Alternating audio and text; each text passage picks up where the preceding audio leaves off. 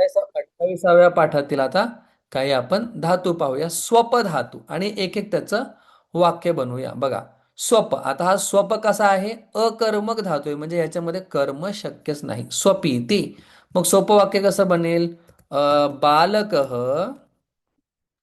बालकः अहोरात्रम, दिवस रात्र, किंवा दिवानक्तम. नवीन शब्द शिकून घ्या. आला माझ्या तोंडात. दिवानक्तम, दिवस रात्र. नक्तम म्हणजे रात्र.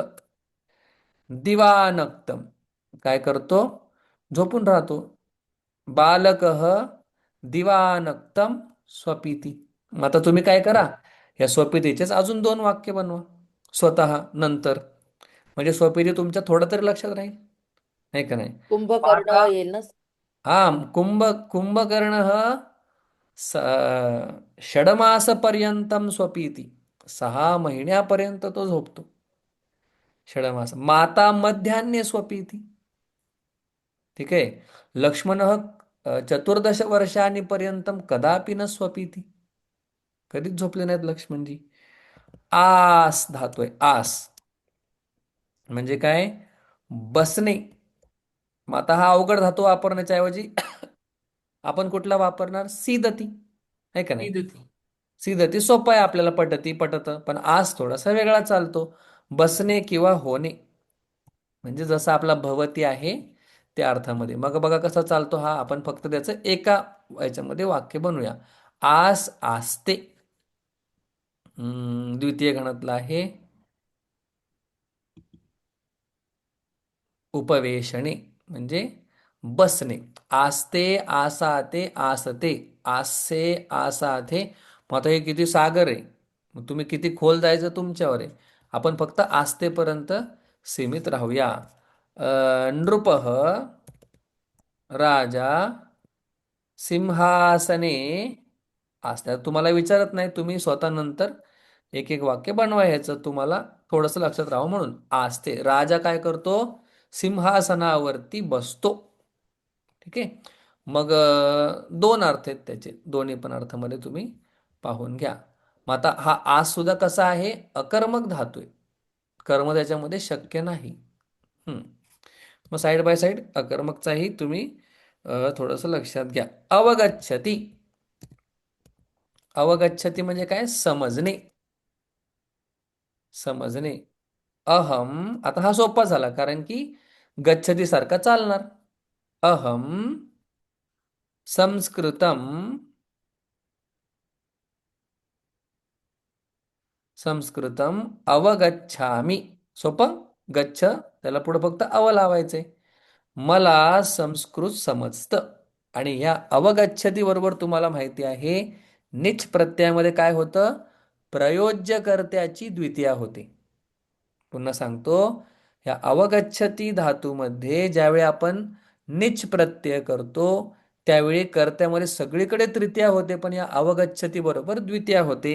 ओघामध्ये आला नियम म्हणून आपल्याला सांगितलं. श्रु नावाचा धातू आहे. श्रु. श्रु हा सुद्धा वेगळा चालतो. शृणोती म्हणजे काय? ऐकणे किंवा ऐकणे. श्रवण करणे. शृणोती. श्रवण करणे. करणे. बघा, श्रु धातू तो सुद्धा कसा चालतो? शृणोती, शृणुतः, शृण्वन्ती. महत्वाचा आहे म्हणून आपल्याला लक्षात ठेवलाच पाहिजे. श्रु. चल बाबा लवकर. M4 असून आता श्रु. येऊ. श्रु. शृणोती. अं? बरोबर. श्रवण. शृणोति, शृणुतः, शृण्वन्ति. शृणोषि, शृणुथः, शृणुथ. शृणोमि, शृण्वः किंवा शृणुवः, शृण्मः, शृणुमः, असे दोन दोन रूप त्याची बनतात. शृणोती. अर्जुनः गीतां शृणोति. शृणोति. हं. अर्जुन काय करतो? गीता श्रवण करतो. श्रु धातू. नंतर देतात उपसर्ग विष धातू म्हणजे प्रवेश करणे. प्रवेश करणे. करणे. मग विषचं होतं विशती. मग बघा आपण विष. विषचा अर्थ प्रवेशने. मग आता आपण त्याला उपसर्ग अर्थामध्ये पाहिले बघा इथं 16 नंबरला उपसर्ग अर्थ आहे. मग त्याच्यामध्ये विष. विष. प्रविश. आता बघा प्रविशती. सिंपल. प्रवेश करतो. अ रामः लंकाम प्रविशती. प्रवेश. राम काय करतात? लंकेमध्ये लंकेत प्रवेशती. प्रविशती नॉट प्रवेशती, प्रविशती. बर. पुढे पटापट पाहूया. आरूह. आ नावाचा उपसर्ग आहे. रुह नावाचा धातू आहे. त्याचा अर्थ होतो चढणे. झाडावरती चढतो. चढणे. किंवा दुसरा अर्थ असा आहे उगणे हा सुद्धा आहे. बऱ्याच वेळा चढणे अर्थामध्येच तो वापरला जातो. पण उगणे असा सुद्धा आहे. बघा बालकः किंवा वानरः माहिती असलेला शब्द आहे. वानरः वृक्षम आरोहती. ऊच ओ होतं गुण होतो आपल्याला माहिती आहे प्रथम गणाचा धातू असल्यामुळे. वानरः वृक्षम आरोहती. किंवा असं होऊ शकतं बीजम. दुसऱ्या अर्थामध्ये सुद्धा पाहूया बीजम भूमी. भूमेः आरोहती. बघा बीज भूमीतून काय उगतं. भूमेः पंचमी जसं बुद्धी बुद्धेः ह्रस्व इकारांत स्त्रीलिंग. तसं भूमी पंचमी भूमेः उगतं अशा अर्थामध्ये आपण या ठिकाणी पाहिला. पुढे ते सांगतात उत्तरती. उत नावाचा उपसर्ग आणि तृ नावाचा धातू. मग तृचं काय होतं तरती होतं. मग उत्तरती. उत्तरतीचा अर्थ एक आहे पार होणे. म्हणजे एका अ, तीरावरून दुसऱ्या तीरावर पार होणे. आणि दुसरा त्याचा अर्थ आहे उत्तरतीचा उत्तीर्ण होणे म्हणजे पास होणे. जसं संस्कृत भाषायाम परीक्षायाम उत्तरामी मी पास होतो. उत्तीर्ण होणे. आता हा मराठी शब्द आहे उत्तीर्ण खूप जुना. आम्ही असताना उत्तीर्ण झालो. ठीक आहे. होणे दोन अर्थ आहेत. उत नावाचा उपसर्ग नावाचा धातू पार होणे किंवा उत्तीर्ण. आता पुढे धातू आहे अं, याचं आपण एक वाक्य पाहूया. दशमः. दशमः नदीम 10वा नदीम उत्तरती. हे 10 माणसांची कथा तुम्हाला माहिती आहे का? खूप फेमस कथा आहे ती वेदांतामध्ये. 10वा पाण्यात बुडाला असं सगळ्यांना वाटतं. बालकः पंचमी कक्षायाम उत्तरती. मुलगा काय होतो 5वीच्या वर्गामध्ये काय उत्तीर्ण होतो. आणि दशमः 10वा. दशमः तुम्हाला माहिती काय संख्येय. 10वा नदीम उत्तरती. 10वा जो मुलगा होता तो नदीस काय करतो पार करतो. नावाचा उपसर्ग आप नावाचा धातू प्राप्त होणे. प्राप्त करणे किंवा प्राप्त होणे. बघा साधकः मोक्षम प्राप्नोती. आता हा वेगळ्या गाण्याचा धातू आहे त्याच्यामुळे तुम्हाला फक्त थोडं थोडक्यात परिचय त्याचा थोडासा वेगळा चालतो. आप खरं तर तो मूळ धातू आहे आप. आणि त्या आपला प्र नावाचा उपसर्ग लागतो बघा पंचम प्राप आपनोती आपनुतः आपनुवंती. गीतेमध्ये बऱ्याच वेळा हा शब्द वापरलेला आहे धातू प्राप्नुवंती. ते प्राप्नुवंती मामेव आपल्याला गेला. सर्वभूतहिते रताः ते प्राप्नुवंती ते मलाच प्राप्त होतात असा हा पंचमगणातला धातू आहे. प्राप्त होणे. प्राप्नोती साधक मोक्षम प्राप्नोती साधक काय करतो मोक्ष प्राप्त करतो. शेवटचा आपण जो रोज म्हणतो भुज नावाचा धातू म्हणजे खाणे. खाणे आणि दुसरा अर्थ आहे रक्षण करणे. आता हा भुज नावाचा धातू सुद्धा थोडासा वेगळा आहे. आपण जे भुणकतू भुणकतू म्हणतो ना सहनाववतु सहनौ भुनक्तु. हा भुणकतू जो आहे हा भुज धातूचा रूप आहे.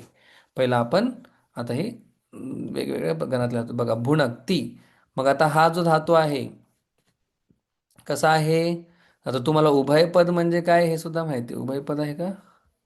हा म्हणून तर त्यांनी भुनकते आणि भुंगते असं दिलेलं आहे बघा.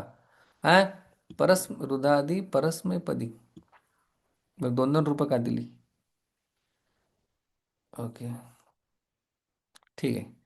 सकर्मक धातू आहे. भुणकतीचा अर्थ एकतर आनंद घेणे खाणे आणि एकतर पालन करणे असा आहे.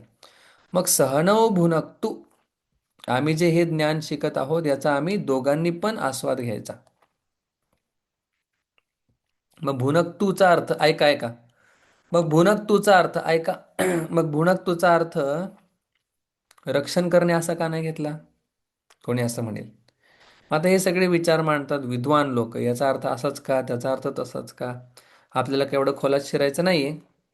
आपल्याला फक्त माहिती पाहिजे की ओम सहना ववतु अवतु शब्दाचा अर्थ रक्षण करणे हा घेतलेला आहे. सहनौ भुनक्तु याचाही अर्थ रक्षण करणे घेऊ शकतो पण घेतला तर तो योग्य वाटत नाही कारण की आधीच घेतलेला आहे रक्षण करणे अर्थ.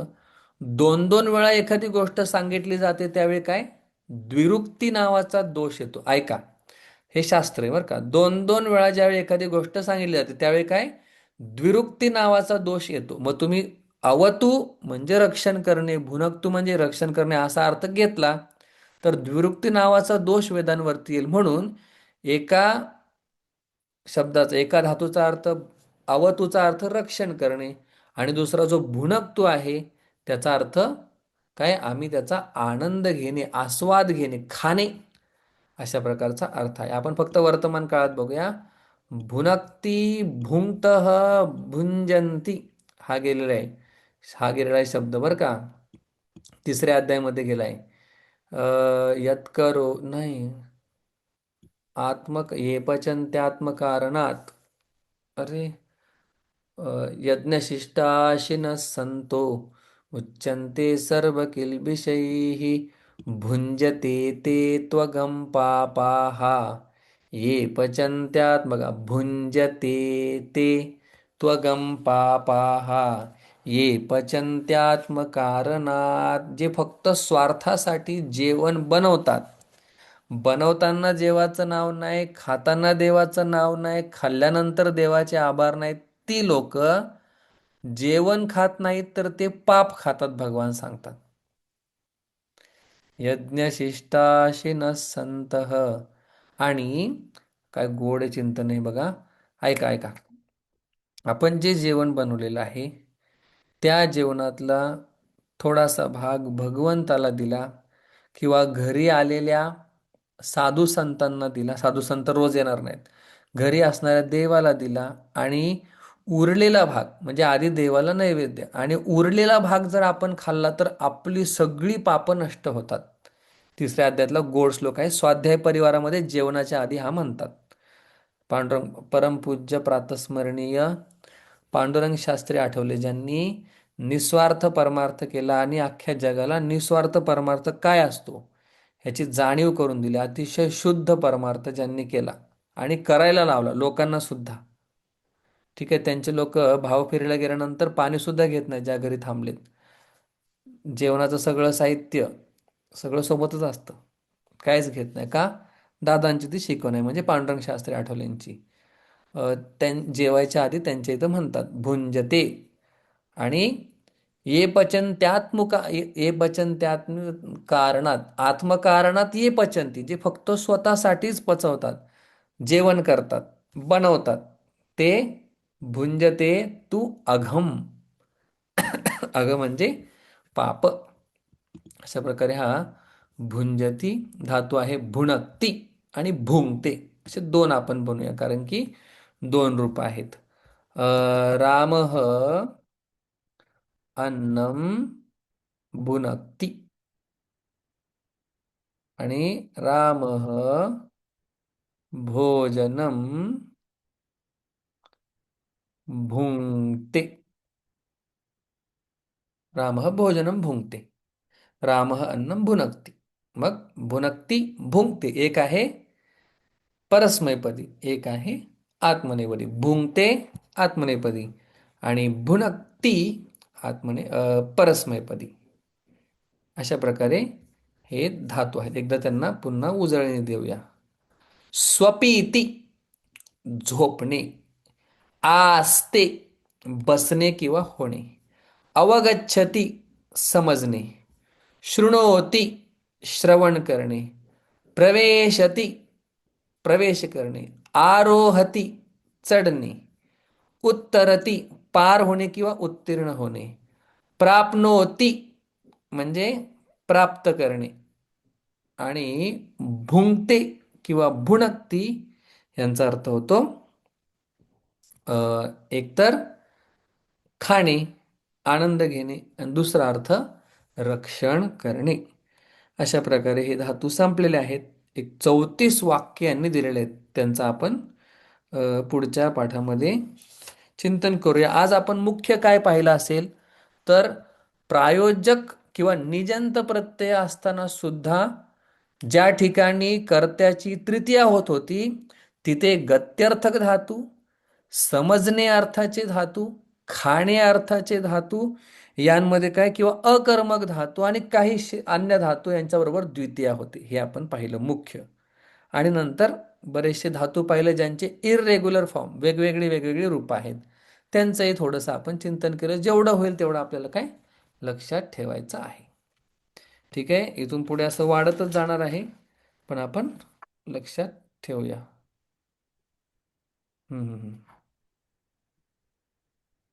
ठीक आहे, या ठिकाणी आपण थांबूया. ओम शांती शांती शांती ही.